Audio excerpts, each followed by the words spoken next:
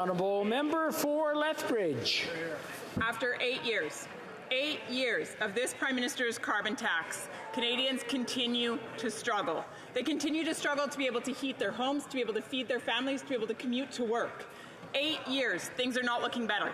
Recently, a 70-year-old woman came into my office with her heating bill in her hand and tears down her face because she can't afford it. She's turned her thermostat down to 17. 17!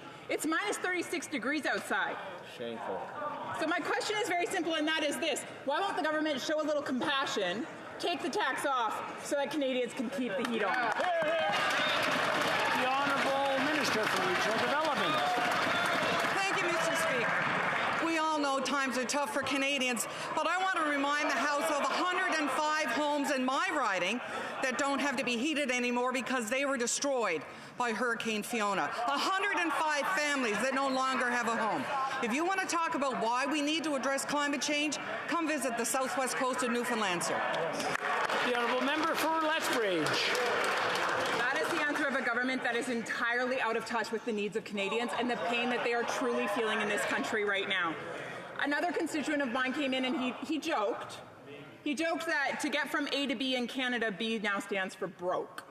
And what he was talking about was the need to be able just to get to work and the skyrocketing cost that has ensued there, the need to feed the family, the need to heat a home. These costs have gone up because of the Prime Minister's carbon tax.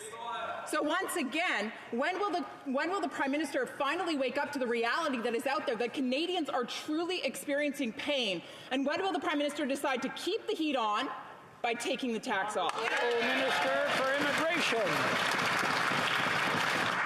Mr. Speaker, we know that Canadians are struggling, and that's why we continue to advance programs that put more money in their pockets. But I have spent 7 years in this chamber watching the Conservatives use as an excuse that families might be in need to do nothing on climate change, but because they don't see that climate change is costing families dearly. Come to my community. You'll see houses that have been swept into the ocean. You'll see farms whose silos have been torn apart. You're going to see farmers who are out hundreds of thousands of dollars because of the impact of Hurricane Fiona on their crops. We have designed a program that puts more money in the pockets out of 8 out of 10 Canadian families and reduces pollution. I hope they get behind it instead of taking. The Honourable Member for Mégantic-L'Érable. 8 years of this government, and after 8 years of this Prime Minister, he seems to have learned nothing.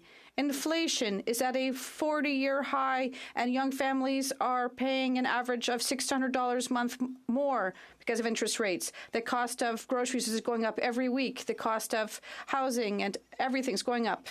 After 8 years, what's the Prime Minister's solution? Triple the carbon tax. How come he is filling his pockets to the detriment of Canadians? The Honourable Minister of Sport. Mr. Speaker, did you not notice that not only the Conservatives have never offered a solution to help Canadians to face the hard time they're having right now with rising interest rates, but they also have no solution to help Canadians tackle climate change and to fight the impact of climate change. So not only are they irresponsible, but it also shows how incompetent the Conservatives are with respect to helping Canadians with these issues. The Honourable Member for Mégantic-L'Érable. After 8 years of this Liberal government, we see the incompetency every day in all Canadian families as well. 22% have no more money left to deal with the worst inflation and cost of living crisis in 40 years. And women, 28% of them cannot make ends meet at the end of the month. When we talk about incompetency of a government, this is what we're talking about. This is what Canadians are concerned about. But for the Liberals, everything's fine. Everyone is having a hard time, though. How come they are bent on digging into Canadians' pockets with the carbon tax? Why don't they help them by cutting the tax?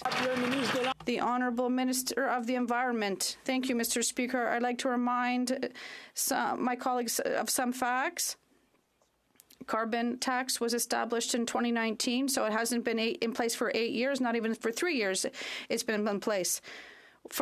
Second, it doesn't apply to Quebec because Quebec has a cap-and-trade system that applies. So my colleague from Quebec is absolutely wrong on this issue. And 3, we give money back to 8 out of 10 Canadians. They receive more than they pay on the carbon tax.